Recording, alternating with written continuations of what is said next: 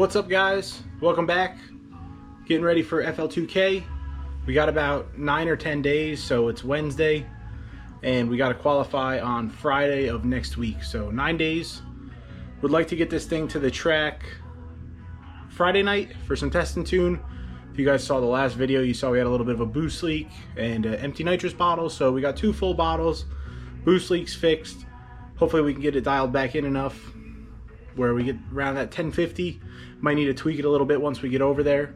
But a couple things we're going to do today, not so much stuff we want to do, but more stuff we have to do, such as an engine diaper. So I figured I'll throw this together. I got a couple questions about what diaper we're actually using on the car. It's pretty steamy out here in the afternoon, so sweating a little bit, but let's go ahead. We'll get this diaper in the car. It's not if it's going to fit, it's how we're going to make it fit. So only got a couple days. We got to figure out a way to do it. So here's the diaper that I got. It's the Jegs universal diaper. Here's the info if you guys need to look into one of those. It comes with a diaper, also some like pig mats, pig blankets to put in there. And this is all that we have right here. So it's literally just a bag. We're gonna put some of those pig blankets in here, and we're gonna figure out how we can strap this thing up onto the side of the engine block, maybe to the top. Hopefully we got some extra bolt holes that we can use.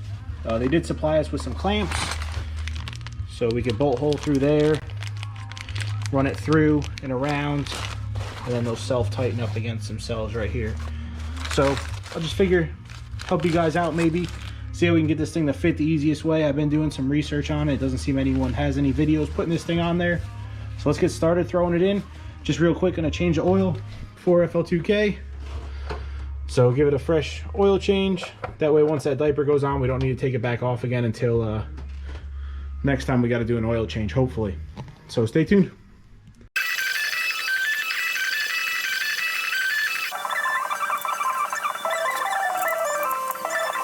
All right, so this might be tough to see. There's the crank pulley, but so far this thing fits like a glove. I pulled it right through. This is gonna be really hard to see. Pulled it right through the subframe and the rack, and it fits in there pretty well. Just gonna find a spot where we can support this thing. The back I think is gonna be fairly easy, and should be good to send it.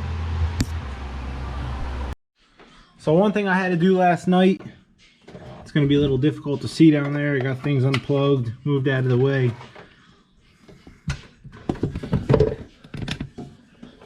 You can see that there's now a dump tube, or some people call it a screamer pipe, off of the wastegate right here.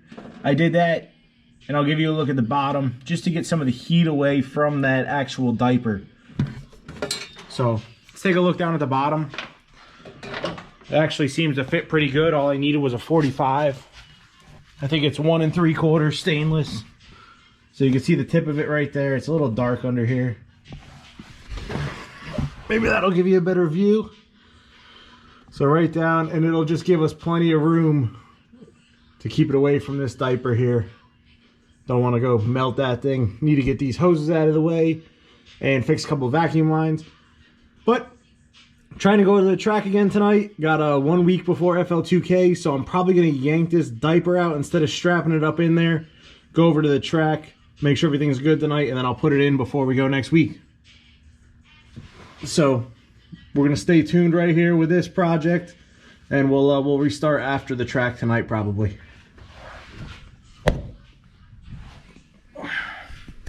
So instead of me wasting a bunch of your time showing you how I tried to do it, this thing fits like a glove. It actually fits very well. I'm gonna shine a light down here so you can see it wrapped around the front driver's side of the engine right there.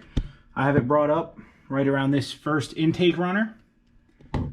In the back, I am going to put it to one of the bolts underneath the intake that hold the intake runners on, the intake itself. But for right now, there's a coolant pipe that runs there that's supported very well. It's probably about this level right here, and it's supported very well to the block. So just for tonight, we're going over to the track. So I just put it on there. It's tight. It's holding it up nice around the rear. Coming over to the front passenger. So you can see here, I don't know if you can see here, but I ran it right up around that coolant neck. So, again, right here, around the coolant neck. Probably not ideal, but good enough to get us through for tonight. Again, this isn't going to get too hot, this coolant neck right here. So that'll be good. And then the hardest one to find is in the rear. There's a bunch of hard coolant lines back there. And if you look very closely, my transmission dipstick, which is right here, is mounted very securely. It's very tight. So just again, for the time being, I came up around my transmission dipstick, and I'll try to get you guys a better view of that. For you guys that don't have a Turbo 400 or that transmission dipstick, and actually what I'm going to do after tonight is I'm probably going to come up to the bolt underneath this exhaust tube right here. So right on the bottom. It comes with some eyelets with a ring to put this strap through. So I'm probably going to come right up under here. I'll most likely do the same thing on the other side on the intake, depending on how hard it is to get these two. But again, I'm just trying to bring the car over to the track tonight and have it as close to FL2K ready as possible, so we're not making any crazy changes. If we have problems with this thing tonight, it's easy enough to unsnap, take it right off. I'll pull it out, put it in the trunk. Don't need any tools to get it out. Don't even need a jack from where it's all mounted. So again, pretty easy. Jegs universal diaper, engine diaper, and these are the little eyelets with the bolt holes. So we'll go to the intake bolt right here, and then we'll put that line up through this and then back down through the clip that's on the bottom of the diaper. So overall, not a bad job. Recommendations from me would be to get the car up as high as you can, get it as clean as you can underneath there. Doing an oil change is going to be no problem. I'll be able to loosen it up, pull it out of the way, change my oil. Filter, probably the same thing for me.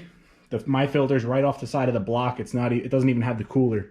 So just figured this may help someone out who's looking into getting a diaper. I didn't see any videos on this, so I kind of had to do some trial by error and made it work. A little bit of buttoning up to do, but it'll do as it is for tonight, and we'll make the final tweaks before we head over to the track after today.